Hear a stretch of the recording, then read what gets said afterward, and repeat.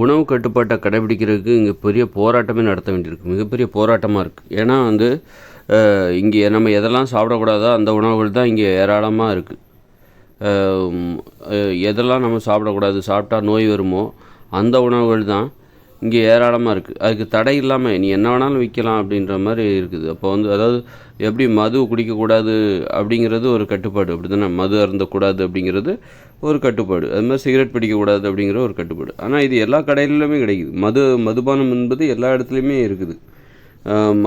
ஒருத்தர் மது அருந்தக்கூடாதுன்னு நினச்சாருன்னா, மது குடித்து குடித்து பழகின ஒருத்தர் மது அருந்தக்கூடாது அப்படின்னு நினச்சாருன்னா அவர் போராட வேண்டியது இருக்குது. ஏன்னா அவ்வளோ மதுபான கடைகள் இங்கே இருக்குது. மது குடிப்பதை தூண்டுகிற மாதிரியான சினிமா காட்சிகள் அதெல்லாம் நிறைய இருக்குது. அதனால் அவரால் கட்டுப்பாடாக இருக்கிறது ரொம்ப கஷ்டம். அது மாதிரி புகைப்பிடிக்கக்கூடாது அப்படின்னா கடைக்கு கடை சிகரெட் தான் இருக்குது. அப்போ மதுபானம் குடிக்கக்கூடாதுன்னு ஒருத்தர் கட்டுப்பாடாக இருக்கிறார் அப்படின்னா அவருக்கு உதவி செய்கிற மாதிரி இந்த அரசாங்கம் என்ன பண்ணணும், மதுபானத்தை விற்கிறதே தடை பண்ணிடணும். இந்த ரசாயன மதுபானத்தை விற்பதை தடை செய்து விட வேண்டும். இயற்கை மதுபானத்தை, உடலுக்கு நல்லது செய்கிற இயற்கை மதுபானத்தை வேணால் விற்கலாம். அது அப்படி நம்ம உடலுக்கு தீங்கு செய்கிற மதுபானம் இருக்குல்ல, அதை எங்கேயுமே விற்கலை அப்படின்னா, இங்கே எங்கே போனாலுமே அது உனக்கு கிடைக்காது அப்படின்னா, அப்போது நீ மதுபானம் குடிக்காமல் இருக்கணும்னு நீ ஒன்றும் போராட வேண்டிய அவசியம் கிடையாது. மதுபானம் இங்கு விற்கவே படவில்லை என்றால் மதுபானம் குடிக்காமல் இருப்பது இங்கே ஈஸி. மதுபானம் இங்கே விற்கிறதுனால தான் நிறைய பேர் இனிமேல் மது அருந்தக்கூடாதுன்னு போராடுறாங்க. ஆனால் அவங்களால முடியல. நிறைய வாட்டி தோற்று போயிடுவாங்க. ஒரு 10 நாள் கடைபிடிப்பாங்க, அப்புறம் பார்த்திங்கன்னா திரும்ப மதுபானம் அருந்துவாங்க. அப்புறம் 2 மாதம் கடைபிடிப்பாங்க, அப்புறம் பார்த்திங்கன்னா ஏதாவது நண்பர்கள் அப்படி அதெல்லாம் சினிமா காட்சிகளில் மதுபானம் அருந்துவது இதெல்லாம் பார்க்கும்போது அவங்களுக்கு திரும்ப குடிக்கணும்னு தோணும். அங்கங்கே ஏதாவது நினப்பு வந்தால் சரி, டக்குன்னு ஒரு சின்னதாக ஒரு சபலம் ஏற்பட்டுச்சுன்னா டக்குன்னு அந்த மதுபான கடையை நோக்கி போயிடுவாங்க. அப்படி சபலம் வந்தால் கூட நீ குடிக்க விடாதபடிக்கு இங்கே மதுபான கடைகளே இல்லை அப்படின்னா, அப்போ மதுபானம் குடிக்கக்கூடாது என்கிற கட்டுப்பாட்டை கடைபிடிப்பது ஒருத்தருக்கு எளிதாக மாறிவிடும். அந்த கட்டுப்பாட்டை கடைபிடிப்பதற்காக அவங்க போராட வேண்டிய அவசியம் கிடையாது. அது மாதிரி சிகரெட் பிடிக்கக்கூடாது அப்படின்னு ஒருத்தர் நினைக்கும்போது, சிகரெட்டே இங்கே விற்கலை அப்படின்னா அவரால் சிகரெட் பிடிக்கக்கூடாது அப்படின்னு நினைக்கிறது, அதை கடைபிடிக்கிறது என்பது ரொம்ப எளிது. இங்கே கடைகளில் சிகரெட் தாராளமாக விற்கிறாங்க. அப்போது ஒருத்தர் குடிக்கக்கூடாது, சிகரெட் புகைக்கக்கூடாதுன்னு நினைக்கும்போது அதை குடிக்காமல் இருக்கிறது ரொம்ப கஷ்டமாக இருக்குது. ஏன்னா கடைகளில் அது விற்கிது, டக்குன்னு போனால் கிடச்சிருது. அப்போ நீ குடிக்கணும்னு நினச்சா கூட அது இங்கே இல்லைன்னா சிகரெட் பிடிக்காமல் இருக்கிறது உனக்கு எளிதாக மாறிவிடும். அது மாதிரி தான் ஒரு கட்டுப்பாடை கடைபிடிக்கணும் அப்படின்னா அதுக்கு சாதகமாக வெறும் கட்டுப்பாடு என்பது நமது மனசில் உள்ள விஷயம் மட்டுமே கிடையாது. அது வெளியிலையும் உனக்கு அதற்கான ஒத்துழைப்பு கிடைக்கணும். அது மாதிரி இப்போ அந்த வெளியிலையும் உனக்கு அந்த ஒத்துழைப்பு கிடைக்கணும். அது மாதிரி தான் இப்போ அது தனி மனித போராட்டம், அதுக்கு எனக்கும் எந்த சம்மந்தமும் கிடையாது அப்படின்னு சொல்லி அரசாங்கம் சொல்லக்கூடாது. அரசாங்கம் என்ன பண்ணுது, அதெல்லாம் உங்கள் போராட்டம்பா, நீ எந்த அளவுக்கு திறமையாக இருக்க அந்த அளவுக்கு நீ அதிலேருந்து நீ ஒன்றை பாதுகாத்துக்கோ. அது உங்கள் போராட்டம், அதுக்கும் அரசாங்கத்துக்கும் சம்மந்தம் கிடையாது. நாங்கள் விற்றுக்கிட்டு தான் இருப்போம், நீ உனக்கு திறமை இருந்தால் கட்டுப்பாட்டோடு இருந்துக்கோ அப்படின்னு விடுறதுனால தான் நிறைய பேர்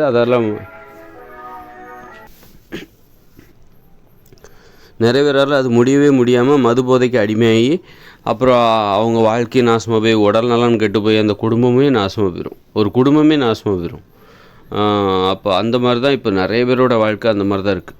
அதுவும் மதுபானம் பார்த்திங்கன்னா நிறைய அமோகமாக விற்பனை ஆகுது. அதனால என்ன பண்ணுறாங்கனாக்கா, தரம் இல்லாத மதுபானங்கள், சும்மா கெமிக்கல்களை கலந்து அப்படி மதுபானம் உடனே தயாரித்து அப்படியே சந்தைக்கு. அப்போ அது வெறும் கெமிக்கல், அது வேதியியல் பொருட்கள்,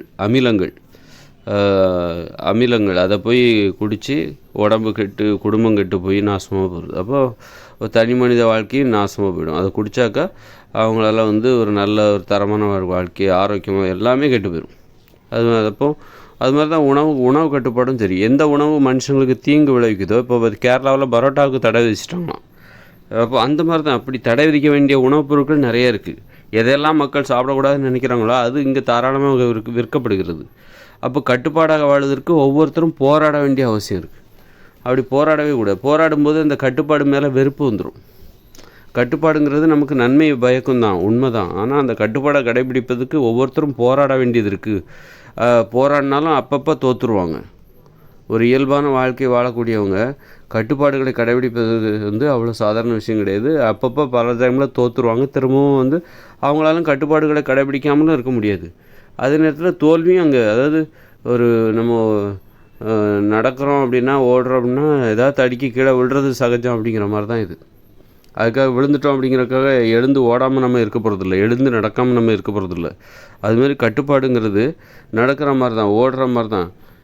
நம்ம விழுவதற்கு வாய்ப்பு இருக்குது. நம்ம கட்டுப்பாடுகளை நம்ம திரும்பவும் அந்த கட்டுப்பாடுகளை இழந்து அந்த மீண்டும் எதெல்லாம் பார்த்து எதெல்லாம் சாப்பிடக்கூடாது, அந்த மதுபானம் அதுக்கெல்லாம் திரும்பவும் நம்ம பழகுவோம். திரும்பவும் நம்ம அது நமக்கு செட் ஆகாது. திரும்பவும் இந்த கட்டுப்பாடுகளை சுமந்து கொண்டு தான் நம்ம செல்வோம். கட்டுப்பாடுகளை நம்ம விட்டுட்டு நம்மளால் வாழ முடியாது. கட்டுப்பாடுகளுக்கு அடிமையானவங்களால் கட்டுப்பாடுகளை விட்டு வாழ முடியாது. இனிமேல் கட்டுப்பாடோட நம்மளால் இருக்க முடியாது அப்படின்னு அந்த நம்பிக்கை, கட்டுப்பாடுகள் மீதான நம்பிக்கை இழந்துட்டு அவங்களால் வாழவே முடியாது. அது ஒரு போராட்டம் தான். இந்த இயந்திர அறிவியல் உலகில் கட்டுப்பாடு என்பது ஒரு போராட்டம் தான். இப்போது உணவு கட்டுப்பாடா, இப்போ மதுபானம் குடித்தே பழகிறவர் வாழ்நாள் முழுதும் மதுபானம் குடிக்கவே கூடாது அப்படிங்கிற உறுதிமொழியை கடைபிடிப்பதும் அதை காப்பாற்றுவதும் ரொம்ப கடினம். அதனால் அடிக்கடி தோல்வி எழும். அது மாதிரி புகைப்பிடிக்கக்கூடாதுன்னு நினைக்கிறாரா, அப்போ அவர் இனிமேல் எப்போதுமே புகைப்பிடிக்க மாட்டார்னு சொல்ல முடியுமா? எப்போவாது திரும்ப பிடிக்க தான் செய்வார். திரும்பவும் அதை விடுவார். ஒரு 2 நாள் பிடிப்பார், அப்புறம் விடுவார், மீண்டும் புகைப்பிடிப்பார், அப்புறம் விடுவார். ஒரு 2-3 மாதம் பிடிக்க மாட்டார். இதுதான். ஏன்னா நீ எதெல்லாம் சாப்பிடக்கூடாது, எதெல்லாம் புகைப்பிடிக்கக்கூடாதுன்னு நினச்சாலும் உனக்கு ஒத்துழைக்கிற மாதிரி இந்த அரசாங்கம் இங்கே செயல்படலை. இந்த அரசாங்கம் நீ புகைப்பிடிக்கக்கூடாதுன்னு நினைக்கிற ஒன்றை மீண்டும் புகைப்பிடிக்க தூண்டுற மாதிரி தான் அந்த அரசாங்கம் செயல்படுகிறது. உனது கட்டுப்பாடுகளுக்கு அந்த அரசாங்கத்துக்கு எந்த சம்மந்தமும் கிடையாது. உனது கட்டுப்பாடு அது உன்னுடைய பிரச்சனை அப்படின்னு சொல்லிட்டு உனது கட்டுப்பாடான வாழ்க்கைக்கு எந்தவித ஒத்துழைப்பும் அளிக்க மறுக்கிற ஒரு அரசாங்கம் தான் இங்கே இருந்துகிட்டு இருக்குது. நீ குடிக்கக்கூடாதுன்னு நினச்சா அது உன்னுடைய பிரச்சனை, எனக்கு அதுக்கு சம்மந்தம் இல்லை அப்படின்னு சொல்லிட்டு அப்போ விற்கிற அரசாங்கம், மதுபானத்தை விற்கிற அரசாங்கம், அதை குடிக்க தூண்டுகிற ஒரு அரசாங்கம். ஒருத்தர் குடிக்கக்கூடாதுன்னு நினைக்கிறாரு, ஆனால் அதை குடிக்க தூண்டுகிற ஒரு அரசாங்கம் தான் இங்கே இருக்குது. அதனால் தனி மனித கட்டுப்பாடு என்பது இந்த இயந்திர அறிவியல் உலகில் அது ஒரு போராட்டம் தான். அதனால் ஒரு கட்டுப்பாடுங்கிறது எளிதாக கடைபிடிக்க முடியாது. அதில் இடையிடையே தோல்வி வரதான் செய்யும். இருந்தாலும் கீழே விழுவது சகஜம்தான். ஆனால் திரும்பவும் எழுந்து நடக்கணும். அதுதான் திரும்பவும் எழுந்து நடந்துக்கிட்டே இருக்கணும். நம்ம நடக்கிறத நம்ம விடவே கூடாது. விழுறது எப்போவாது விழுந்துக்கிட்டு தான் இருப்போம். தோல்வி அடைய தான் செய்யும். சில டைமில் நம்ம கட்டுப்பாடுகளை நாம் தளர்த்தி விட்டு கட்டுப்பாடற்ற வாழ்க்கைக்கு போவோம். ஆனால் நம்மளால் அங்கே இருக்க முடியாது. கட்டுப்பாடு இல்லாமல் நாம் கட்டுப்பாடுகள் இல்லாமல் நம்மளால் வாழ முடியாது. மீண்டும் கட்டுப்பாடுகளை நோக்கி ஒரு தாயை தேடி செல்கிற குழந்தையை போல் கட்டுப்பாடுகளை தேடி மனுஷங்க திரும்ப மீண்டு வருவாங்க. அதனால் கட்டுப்பாடுகளை எப்படி கடைபிடிப்போம், கட்டுப்பாடுகளை கடைபிடிக்கும் போது ஏற்படுகிற பிரச்சனைகள் என்ன எல்லாத்தையும் பார்த்துட்டு அதுக்கு தகுந்த மாதிரி அதை புரிஞ்சுக்கிட்டு அதுக்கு தகுந்த மாதிரி தான் நம்ம கடைபிடிக்கணும். கட்டுப்பாடுனா ஒரு கட்டுப்பாடுகளை கடைபிடிச்சிட்டா அப்புறம் அதுக்கப்புறம் அவர் மீறவே கூடாது அப்படின்லாம் ஒன்றும் கிடையாது. ஏன்னா உனது கட்டுப்பாடுகளுக்கு எதிராகத்தான் இந்த உலகமே இயங்கிட்டுருக்கு. உன்னை கட்டுப்பாடாக வாழ விடாமல் கட்டுப்பாடற்ற ஒரு வாழ்க்கைக்கு உன்னை அழைத்து செல்லவும் தூண்டக்கூடிய, கட்டுப்பாடு இல்லாமல் வாழ்வதற்கு உன்னை தூண்டக்கூடிய ஒரு உலகம்தான் இங்கே இருக்குது.